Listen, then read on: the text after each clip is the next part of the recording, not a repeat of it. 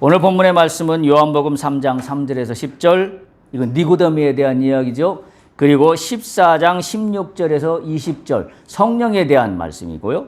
또 한 군데 16장 13절, 14절도 마찬가지로 성령에 대한 말씀입니다. 그래서 요한복음에 나타난 성령에 대한 본문들과 함께 사도행전 2장 38절 말씀으로 오늘 말씀을 함께 이어가도록 그렇게 합니다. 오늘 우리가 본 말씀 중에 요한복음 16장 14절에 보면 이렇게 기록되어 있습니다. 그가 내 영광을 나타내리니 내 것을 가지고 너희에게 알리시겠음이라. 바로 진리의 영입니다. 진리의 성령입니다. 진리의 성령이 내 영광을 나타내리라.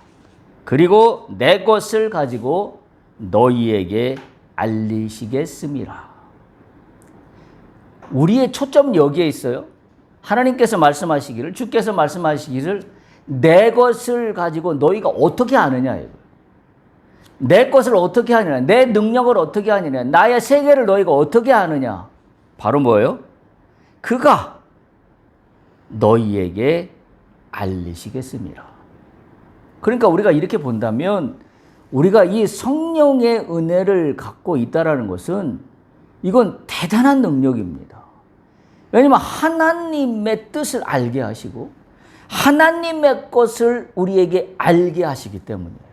그러니까 우리가 이렇게 생각하면 돼요. 우리가 신앙생활을 할 때 내가 갖고 있는 지식의 한계를 내가 인정해야 합니다. 근데 많은 사람들이 그거 인정을 안 해요. 특별히 공부를 많이 한 사람일수록, 책을 많이 읽은 사람일수록, 특히 어떤 분들이 많냐면 자기가 신학 서적을 굉장히 많이 읽었다고 하는 사람들이 꽤 많이 있습니다. 그래서 그와 같은 책들을 다 읽어봐서 기독교의 진리가 무엇인지를 내가 잘 알고 있고 성경이 뭘 이야기하고 있는지를 잘 알고 있다고 이야기합니다. 그게 그냥 세상적인 귀로 들으면 맞는 말입니다. 왜냐하면 많이 읽고 많이 배우고 많이 뭔가를 지식을 습득했기 때문에 잘 안다라고 이야기할 수 있습니다. 그런데 영적인 원리로 보면 그것이 정답만이 될 수 없습니다. 왜냐하면 하나님의 것을 알게 하시는 건 또 어떤 지식을 내가 많이 알고 있는 것 때문에 아는 게 아니라 성령께서 알게 하십니다. 우리가 그것을 반드시 기억해야 돼요.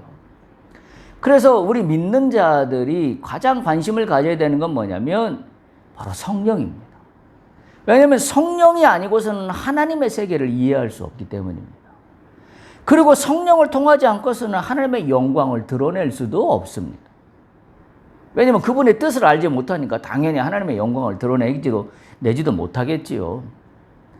그래서 우리가 신앙인들이 특별히 입버릇처럼 많이 이야기하는 주님의 영광을 나타내시옵소서, 주님의 영광이 드러나기를 소망합니다, 이렇게 이야기를 하지만 그걸 하기 위해서는 무엇보다도 애쓰고 힘써야 되는 것이 성령을 사모해야 합니다. 근데 그런 과정은 없이 우리가 무엇을 하나님의 뜻을 알았다? 특히 오늘날 이 간증이나 이런 것들을 하시는 분들의 이야기를 많이 들어보면 그와 같은 요소들이 굉장히 많습니다. 특별히 또한 간증의 이야기를 들어보지 않더라도 교회에서 신앙생활을 오래 하신 분들의 이야기를 들어보면 그들의 이야기 속에 이게 하나님 뜻이라는 거예요. 이렇게 하는 게 하나님 뜻이라는 거예요. 그럼 그 하나님의 뜻이라는 게 뭔가요? 우리가 그 부분에 초점을 맞춰야 됩니다. 그래서 그분은 어떻게 이것이 하나님의 뜻이라는 걸 알 수 있을까요? 성령을 통하지 않고서는 알 수 없습니다. 그런데 만일 성령으로 통하지 않고 자신의 마음속에 이럴 것 같아. 뭔가 이렇게, 그러니까 신앙생활을 오래 하면 뭐라고 그래야 되죠? 내 것이 하나님 것이라는 거에 대한 자연스러운 어떤 그 일치화가 생겨요. 그것이 어떤 영적으로 주어진 것이라기보다는 내 속에서 자연스럽게 일어나서 마치 내 것이 하나님의 뜻인 것처럼 여기고자 하는 나의 그 합리화의 작업이 끊임없이 일어납니다. 우리는 그것을 경계해야 합니다. 그래서 내가 이것이 하나님의 뜻이야라고 이야기를 할 수 있으려면 성령을 사모하는 게 기본적으로 있어야 합니다. 그렇지 않고 이것이 하나님의 뜻이야 라고 이야기한다면 그건 순전히 어디에서 나온 거냐면 그냥 신앙생활에서의 경험에서 이건 하나님의 뜻이야 라고 이야기하는 수준인 겁니다. 우리가 그런 면에서 오늘 이 말씀을 다시 한번 기억할 수 있기를 바랍니다. 그가 내 영광을 나타내리니 내 것을 가지고 너희에게 알리시겠음이라. 따라서 성령을 받는다는 것은, 거듭난다는 것은, 오늘의 말씀의 제목처럼 새롭게 출생한다는 것은 선택의 문제가 아닙니다. 믿는 자는 반드시 당연히 성령으로 거듭나야 합니다. 왜? 그래야 하나님의 뜻을 알기 때문에. 오늘 말씀이 분명히 전하고 있잖아요. 그분이 아니고서는 내 영광을 나타낼 수도 없고 내 것을 알 수도 없다 라는 말과 같은 말이기 때문입니다. 오늘 지난번에 이어서 세 번째 새로운 출생 성령으로 거듭난 세 번째 시간으로 이어갑니다. 이미 우리가 나누었다시피 성령은 선물로 주어지는 겁니다. 만약에 선물로 주어지지 않는 것이라 그러면 우리는 성령을 어떻게 이해할 거냐면 율법적인 행위로 이해할 겁니다. 그래서 뭘 하면 성령이 주어질 것이야. 아닙니다. 성령은 선물로 주어지는 것인데 지난주에 우리 오늘 본문이기도 하지만 사도행전 말씀에 의하면 사도행전 2장 38절에 뭐라고 했어요? 성령이 선물로 주어지는 프로세스를 이야기하고 있어요. 첫 번째 뭐라고 그랬어요? 회개하라. 회개하면 성령이 선물로 주어집니다. 회개하지 않으면 성령이 선물로 주어지지 않습니다. 회개하라. 그리고 죄사함을 받으라. 그리하면이라고 오늘 사도행전 2장 38절은 분명하게 말씀하고 있기 때문입니다. 우리가 할 일은 그거밖에 없어요. 율법적인 어떤 행위를 해서 성령이 주어지는 게 아니라 회개하면 됩니다. 주 앞에 회개하면, 그래서 나의 죄가 주님의 보혈의 능력으로 덮어지면 성령의 선물이 자연스럽게 받게 된다라는 사실이죠. 오늘 주께서는 니고데모에게 성령을 받으라, 성령으로 거듭나라 라고 말씀하시고 있는 것은, 따라서 이런 면에서 본다면 특별한 은혜를 체험해라 이런 이야기가 아닙니다. 오늘날 우리 많은 신앙인들이 성령의 뭘 체험했다 그러면 특별한 어떤 은사를 체험한 것처럼 잘못 오해합니다. 주께서 오늘 니고데모에게 말씀하시는 것은 특별한 은사를 네가 체험했는데 그 은사가 뭐냐면 성령으로 거듭나는 거다 이렇게 말씀하시는 게 아니에요. 그게 아니라 오늘 오히려 주님은 뭘 말씀하고 있는 거냐면 성령을 거듭나라, 하나님의 나라를 볼 수 있다는 걸 말씀하고 있어요. 성령으로 거듭나지 않으면 하나님 나라를 볼 수 없다는 얘기는 믿음의 사람은 누구나 다 걸어가야 될 길입니다. 이건 특별한 은사가 아니에요. 성령을 받는다는 것은 특별한 체험이 아닙니다. 믿는 자라면 누구나 경험해야 될 영적인 신령한 것들입니다. 따라서 어쩌면 니고데모에게 오늘 예수님은 특별한 은사로서의 성령을 말씀하시고 있는 것이 아니라 일반론적으로 성령은 당연히 있어야 된다. 네가 하나님의 사람이라면 당연히 성령은 있어야 된다라는 걸 말씀하고 있는 겁니다. 그래서 성령은 선물로 주어지는 거예요. 성령은 누구에게만 또 누구에게 아닌 거에만 가려서 주고 안 거려고 하는 게 아니라 누구에게나 성령의 선물은 주어집니다. 다만 성령으로 거듭나는 사람에게만 성령의 선물이 주어진다는 사실이죠. 그 첫 번째 단추는 회개하라였습니다. 우리가 지난주에 요한복음 14장 16절에서 20절 그 말씀을 이어가다가 중간에 멈추었습니다. 요한복음 14장을 한번 펼쳐보시기 바랍니다. 요한복음 14장 16절에서 20절 말씀을 다시 한번 볼 수 있길 바랍니다. 거기 보면 16절에 보면 성령은 어떻게 우리에게 오게 되었다고 말씀했냐면 지난번에 말씀한 것처럼 16절 맨 앞에 있죠. 내가 아버지께 구했다라고 되어 있습니다. 성령은 예수님께서 하나님 아버지께 구했기 때문에 우리에게 오게 된 것입니다. 두 번째, 성령은 누구라고 표현하고 있냐면 16절 중간에 보면 성령의 다른 이름은 보혜사입니다. 보혜사. 보혜사가 어떤 뜻이었냐면 카운셀러라고 그랬어요. 도와주는 사람이라고 그랬습니다. 정확히 번역을 하면 헬라어의 파라클레토스라는 말을 번역하면 다른 사람에게 도움을 베풀도록 곁에 부름받은 자, 그것이 보혜사라는 헬라어 원문의 뜻이기도 합니다. 굳이 우리말로 풀어서 이해하기 쉽게 한다면 변호사, 조력자, 위로자, 상담자, 친구, 이와 같은 비슷한 뉘앙스로 우리가 이해할 수 있습니다. 그 다음에 17절을 보면 성령의 또 다른 이름이 나와요. 16절에는 보혜사 성령을 말씀하고 도와주는 자로서 부름받은 자. 그 다음에 17절에 보면 성령의 다른 이름은 뭐라고 되어 있습니까? 17절 맨 앞에 진리의 영입니다. 성령은 진리의 영입니다. 그런데 이 진리의 영에 대해서 예수님 이렇게 말씀하세요. 17절에 보면 세상은 능히 그를 받지 못한다 그랬어요. 다시 말하면 세상은 진리를 깨닫지 못한다. 그런데 바로 이어서 너희는 그 진리를 안다라고 말씀하고 있어요. 이게 이제 우리와 세상 사람들과 사이의 가장 큰 차이점입니다. 왜 세상 사람들은 진리의 영을 모를까요?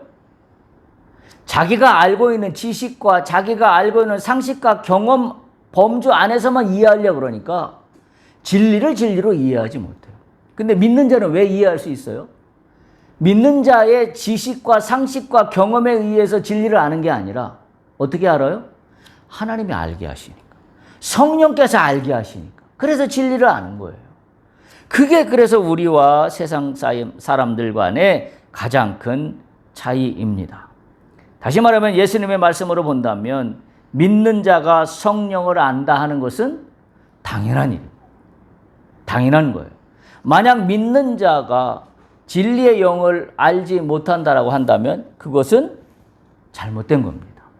세상 사람들은 잘못 알 수 있어요. 왜? 그들은 진리의 영을 깨닫지 못하기 때문에 진리의 영을 깨닫지 못하는 게 어쩌면 당연한 일인지도 모릅니다. 왜? 그들은 그들의 한계 속에서만 이해하려고 하니까.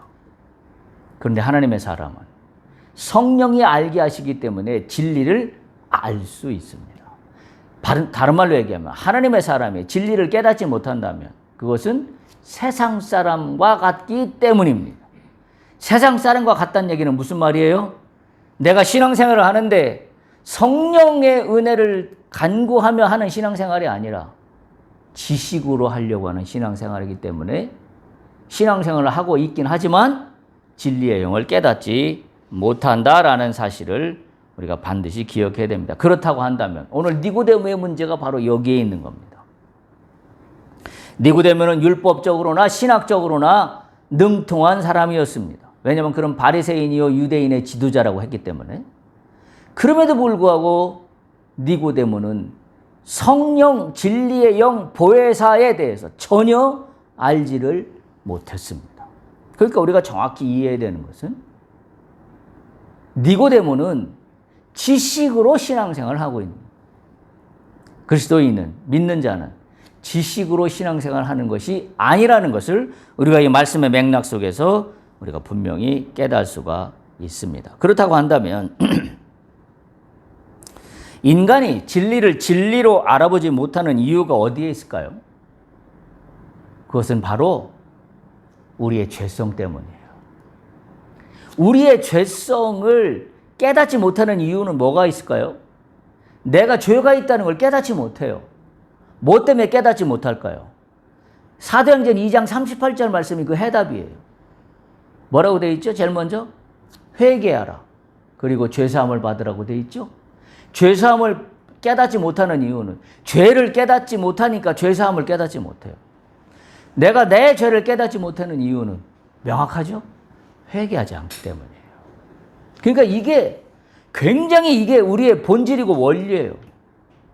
내가 나의 죄사함을 깨닫지 못했다는 이야기는 단순히 내가 내 죄를 깨닫지 못했다는 문제가 아니라 오늘 말씀으로 가면 뭐예요? 진리를 진리로 알아보지 못하게 됩니다. 우리의 죄성이 진리를 진리로 알아보지 못하게 돼요. 그래서 성령을 선물로 받지 못해요. 따라서 성령을 선물로 받아서 진리를 진리로 알아보려면 내 죄가 깨져야 돼요. 그러려면 어떻게 돼요? 내 죄를 깨달으려면 회개해야 되는 거죠. 우리 그렇게 설명할 수가 있어요. 그래서 신앙생활에 성령의 선물을 받는 가장 중요한 키워드와 핵심은 회개하라가 되는 거예요. 회개하면 나의 죄를 깨닫게 되고, 그러면 예수의 은혜로 말미암아 내 죄를 용서받게 되고, 그게 죄사함이죠. 그러면 성령의 선물을 받게 된다라는 원리를 우리는 분명히 깨달을 수가 있습니다.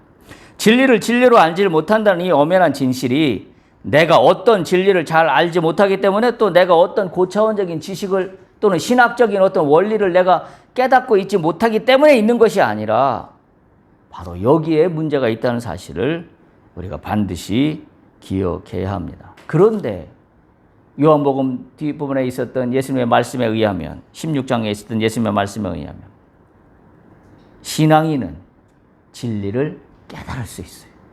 어떻게 해요? 진리의 영이 오시면, 성령의 선물을 받으면, 그러면 세상은 그를 알지 못하지만 너희는 그걸 알 수 있다라고 말씀하셨기 때문에 우리에게는 어마어마한 특권이 주어진 겁니다. 어떤 특권? 내 죄를 깨달을 수 있는 특권이에요. 내 죄를 깨달을 수 있다는 것이 특권입니다. 그것은 부끄러운 일이 아닙니다. 내 죄를 깨달을 수 있을 때, 그때 비로소 뭐예요? 성령의 은혜를 체험할 수 있기 때문에 그래요. 그래서 그것은 특권이에요. 세상 사람들은 자기가 자신의 죄를 깨닫는 거에 굉장히 인색합니다. 아니, 인색하다는 단어보다는 어떻게 하면 자신의 죄를 깨닫게 되는지를 몰라요. 그래서 자신의 죄를 깨닫는다고 할 때 그 죄는 어떤 범주 안에 속해 있게 말했냐면 법률적인 범주 안에. 그래서 법률적인 범주 안에 이것은 범죄이고 이것은 범죄가 아닌 것이 되죠. 그렇다고 그런다면 우리는 이렇게 설명할 수 있어요. 법률이 모든 나라가 다 동일합니까? 법률에서 정한 범죄의 영역이 모든 나라가 다 동일합니까? 동일하지 않잖아요. 물론 큰 틀에서 살인이나 뭐 이런 것은 거의 모든 나라가 다 범죄로 여기고 있지만, 그렇지 않고 생활 속에서 일어나는 여러 가지 일들 속에서는 소위 우리가 여기는 경범죄에 해당하는 것들은 어떤 나라는 그걸 경범죄 테두리에 속하지도 않지만 어떤 나라는 경범죄 테두리에 속하기도 합니다. 무슨 이야기예요? 법률적인 범주 안에서의 나의 죄를 깨닫는 것은 그만큼 합리적이지 않은 거예요. 여기에 갖다 놓으면 이건 죄가 아닌데 이쪽으로 갖고 오면 이건 죄가 되기 때문에 그렇습니다. 그런데 믿는 자는 우리의 죄를 깨닫는 것은 법률적인 의미에서의 나의 죄를 깨닫는 게 아니라 어떤 의미에서의 나의 죄를 깨닫는 거예요? 하나님과 나와의 관계에서의 관계가 흐트러짐에 따른 죄예요. 그것을 신학에서는 죄라 그럽니다. 하나님이 정해놓은 영역이 있는데 그 영역에서 벗어나는 걸 죄라 그럽니다. 그러니까 하나님이 정해놓은 영역이라는 건 뭐예요? 만국 공통입니다. 이 나라에는 하나님의 영역이 여기까지고 저 나라에는 하나님의 영역이 여기까지인 게 아니죠. 왜? 하나님의 진리는 만고의 진리이기 때문에 그 진리의 영역이 여기와 저기가 다를 수가 없기 때문입니다. 따라서 우리가 죄를 깨닫는 것은 하나님의 진리 가운데서 바라봤을 때 그 관계가 깨지면 우리는 죄입니다. 바로 회개하는 것은 그걸 깨닫는 거예요. 그래서 내가 뭐가 잘못됐는지를 깨달아요. 그걸 깨달으면 내가 법률적으로 죄라고 여기는 그 이상의 것들을 나는 회개하게 됩니다. 따라서 법률적으로는 아무 죄나 아무런 잘못이 없다고 여기는 영역까지도 나는 죄로 여기게 됩니다. 그 죄가 뭐예요? 범죄에서는 정하고 있지만 소위 말해서 이런 거죠. 한마디로 얘기하면 내가 누구를 용서하지 못하고 미워하는 것, 이것도 나는 나의 죄로 깨닫게 돼요. 그러나 법률적인 의미에서 보면 내가 누구를 미워하는 게 죄가 될 수 있나요? 그건 죄가 되지 않아요. 무슨 행위가 일어나야 죄가 됩니다. 근데 우리가 이 죄를 깨달으면 행위 이전에 내 마음에 그와 같은 마음을 품었던 것들도 나는 나의 죄로 주 앞에 고백하게 되는 거죠. 이게 어마어마한 차이예요. 이게 죄사함이에요. 이것을 예수 그리스도의 보혈의 은혜로 내가 고백할 때 예수님이 나의 죄를 사하여 주시는 원리가 되는 거죠. 그렇기 때문에 우리는 새로운 거듭나는 인생 가운데로 우리가 트랜스포, 전환이 되게 된다는 사실입니다. 우리가 이 사실을 분명히 깨달을 수 있어야 돼요. 바로 그래서 이와 같은 혜택은 누가 가지고 있냐? 믿는 자들이 가지고 있는 겁니다. 그런데 죄를 깨닫는 것만으로 끝나지 않잖아요. 오늘 말씀에 의하면 내가 회개해서 죄를 깨닫게 되면 죄를 깨닫는 것만으로 끝나는 게 아니라 뭐예요? 하나님은 뭘 선물을 주신다고요? 성령의 선물을 주신다고. 성령의 선물을 주시면 뭘 알 수 있어요? 성령의 선물을 받으면 하나님 나라를 볼 수 있습니다. 이게 오늘 본문의 말씀에 흘러가는 문맥을 제가 지금 해석해서 정리하고 있는 겁니다. 성령의 선물을 받으면 하나님 나라를 볼 수가 있어요. 하나님 나라를 알 수가 있어요. 하나님의 뜻이 뭔지를 알 수가 있어요. 그럼 어떻게 돼요? 내 삶이 완전히 바뀌는 겁니다. 내 삶이 새로운 세계로 차원을 달리 가져가게 되는 겁니다. 그게 거듭나는 거예요. 우리 많은 신앙인들이 거듭난다는 말은, 성령으로 거듭난다는 말을 얄팍하게 해석을 해서 무슨 능력을 받는 것, 무슨 초월적인 어떤 신비한 것으로 문제가 풀어지는 것을 성령으로 거듭난다고 여겨요. 그건 아주 일부분의 이야기예요. 성령으로 거듭난 거에 진짜의 그 본질적인 의미는 뭐예요? 하나님 나라를 보는 겁니다. 하나님의 뜻을 헤아리는 겁니다. 그 뜻 가운데 나타나는 무슨 문제가 풀어지는 것은 그것 중에 일부일 뿐이에요. 근데 많은 사람들은 이 풀어지는 일부의 문제만을 마치 성령의 전부인 것처럼 잘못 오해하고 있는 거죠. 오늘 성령의 은혜가 여러분에게 있기를 소망합니다. 그렇게 되면 하나님 나라를 볼 수 있어요. 하나님의 세계가 무엇인지를 알 수 있어요. 하나님의 뜻이 무엇인지를 바라보게 된다라는 사실입니다. 그래서 요한복음 16장 하나 보세요. 요한복음 16장 13절 14절 보면 이렇게 기록하고 있습니다. 요한복음 16장 13절 보면 진리의 성령이 오시면 어떤 일이 일어나는가? 그가, 진리의 성령이 너희를 모든 진리 가운데로 인도하시리니. 할렐루야. 진리의 성령이 오시면 진리의 성령이 너희를 모든 진리 가운데로 인도한다. 바로 성령의 또 다른 이름이죠. 진리의 영. 그 진리의 영이 하시는 일이 뭐냐? 우리를 모든 진리 가운데로 인도하신다 라는 말이에요. 그게 요한복음 16장 13절에서 그렇게 시작하고 있습니다. 이 성령은 따라서 단지 정보나 지식을 전달하는 것이 아니라 삶 전체를 진리로 인도하고 있다라는 뜻입니다. 우리가 진리 가운데로 나의 삶이 걸어갈 수 있다면 우리는 그거보다 더 큰 복을 받은 사람이 없을 겁니다. 진리 가운데로 내 인생이 걸어간다는 것만큼 복된 인생이 있을까요?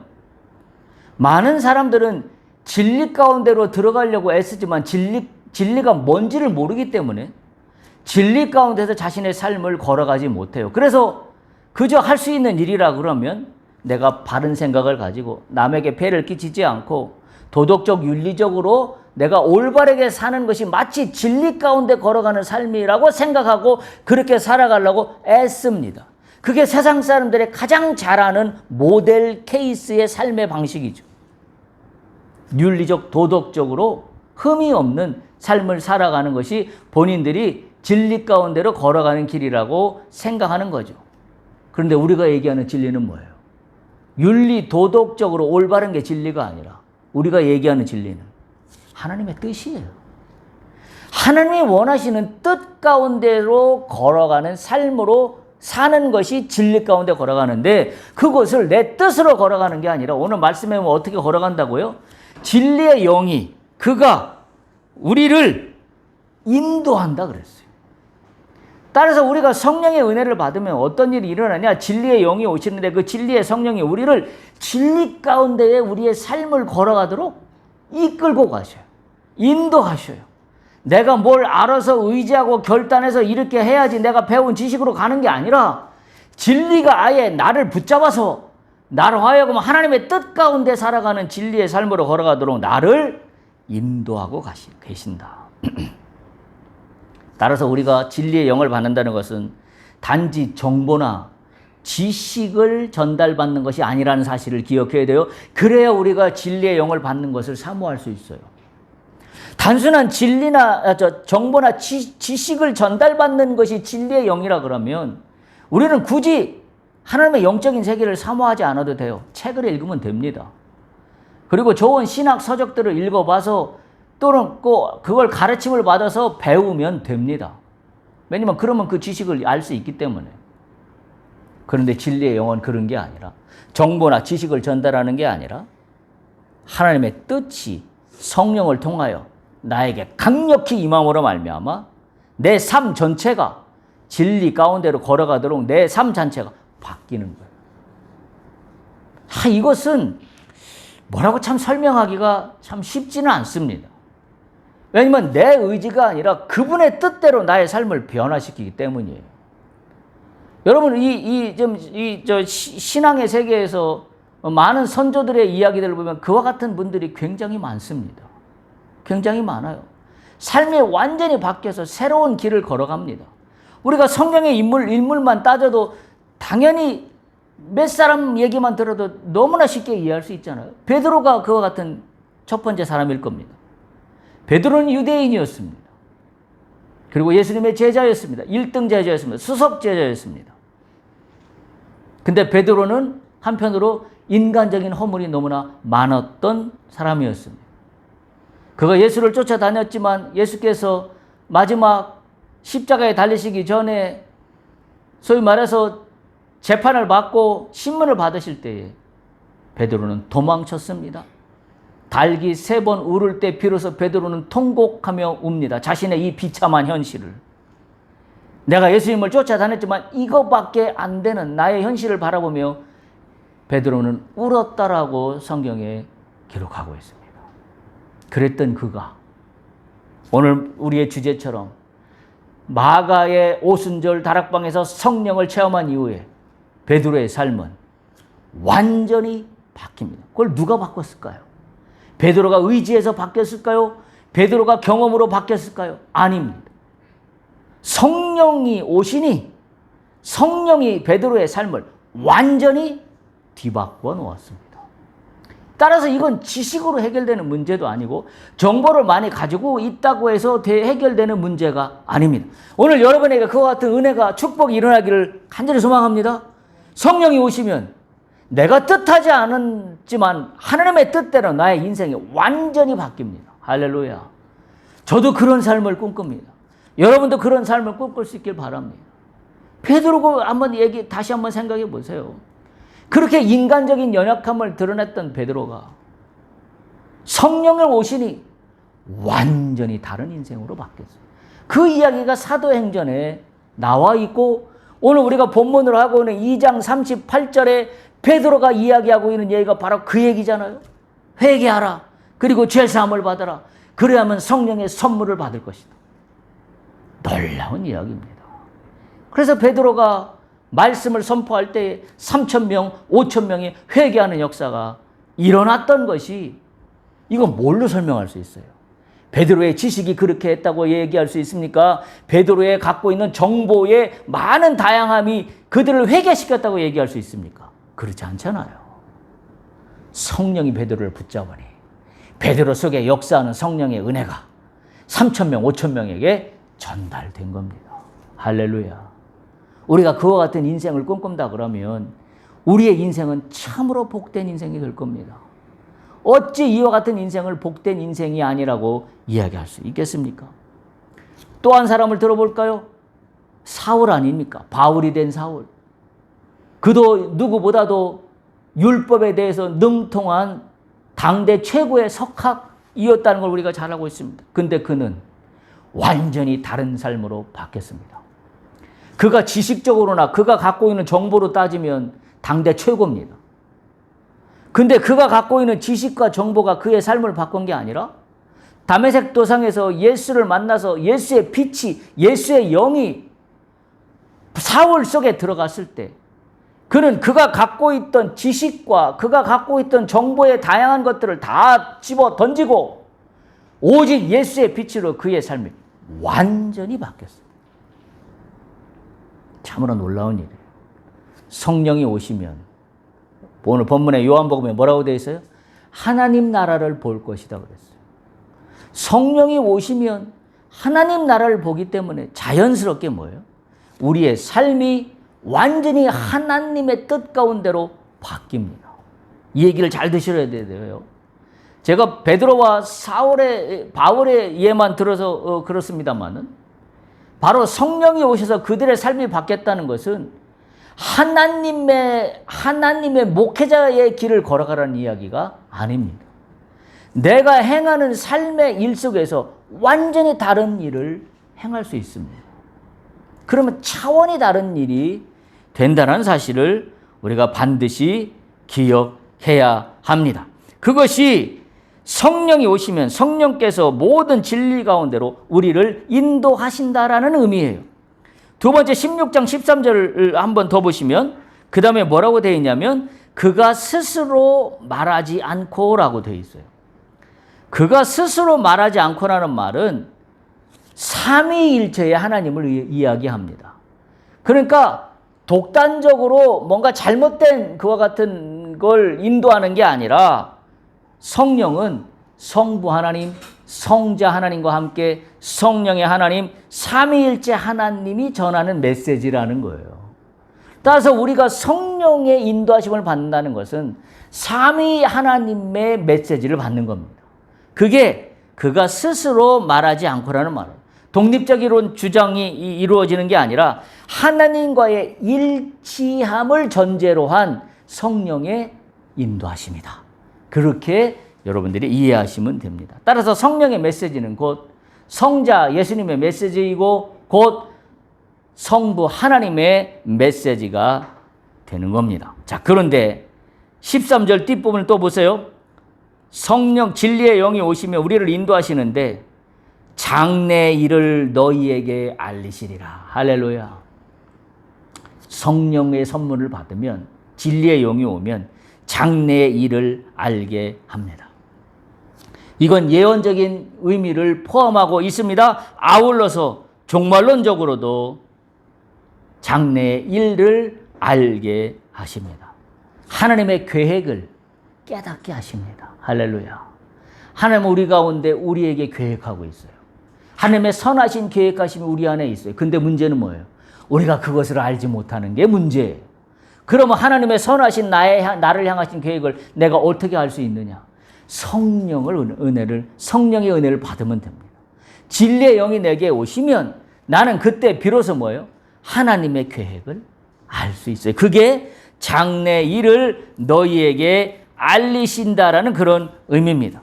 성령은 믿는 자에게 미래에 대한 통찰과 준비를 하게 하십니다. 그러면 네 번째 14절 보세요. 16장 14절. 그가 내 영광을 나타내리니. 성령은 자신을 드러내는 거 아니라 오히려 뭐예요? 그리스도의 영광을 드러내게 합니다. 성령의 최종적인 목적은 그리스도의 영광이에요. 주님의 영광이에요. 주님의 영광을 드러내게 하는 겁니다. 그래서 오히려 그리스도의 사역을 드러내게 하는데 바로 그리스도의 구속사역, 우리를 구원하신 사역, 우리를 향하신 그 놀라운 계획에 대한 성취하심의 일들, 그와 같은 것들을 성령이 우리를 통하여 성령이 역사함으로 그리스도를 드러나게 하십니다. 잘 들으세요? 내가 하는 일은 성령의 은혜를 통해서 일어나는데 내가 하는 일들을 통하여 누가 드러난다고요? 그리스도의 영광이 드러나요. 이게 원리예요. 나는 도구로 사용된다라는 게 이 성령이 오시면 성령께서 나로 하여금 예수의 영광을 드러나게 나를 사용하신다는 겁니다. 그 다음에 14절 뒷부분을 보면 내 것을 가지고 너희에게 알리시겠습니다. 이미 말씀드렸죠. 진리의 영이 오시면 주님의 것을 알게 하세요. 알게 하십니다. 그리스도께 속한 것들을 우리에게 알도록 계시합니다.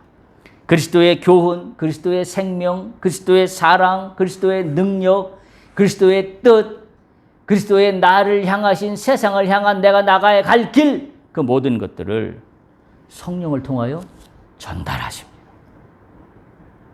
그러니까 우리가 내가 사업을 영위한다고 할 때, 예를 들어서 내가 사업을 영위한다고 할 때 내가 계산하고 내가 생각하는 것들이 있어요. 이렇게 하면 될 것 같고, 저렇게 하면 될 것 같고, 저렇게 하면 이렇게 갈 것 같고, 이렇게 하면 좀 안 될 것 같고, 이와 같은 모든 것들이 종합적으로 우리가 사업을 영위할 때 누구나에게나 가지고 있습니다.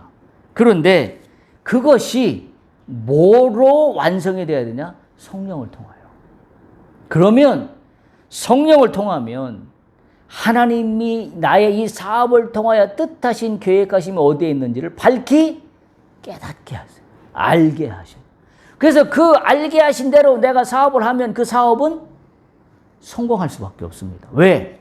그 사업을 통하여, 그 일들을 통하여 하나님이 당신의 영광을 드러내시는 것이 목적이기 때문에 나를 생각하시고 나를 통해서 활용하시는 도구로 사용하시는 하나님의 은혜를 생각한다면 이 사업은 성공할 수밖에 없어요. 우리가 그 놀라운 원리를 깨달을 수가 있게 됩니다. 따라서 성령이 알게 하신다는 것은 성령께서 믿는 자들에게 이와 같은 진리와 깨달음을 주시는 것을 의미합니다. 정리하겠습니다.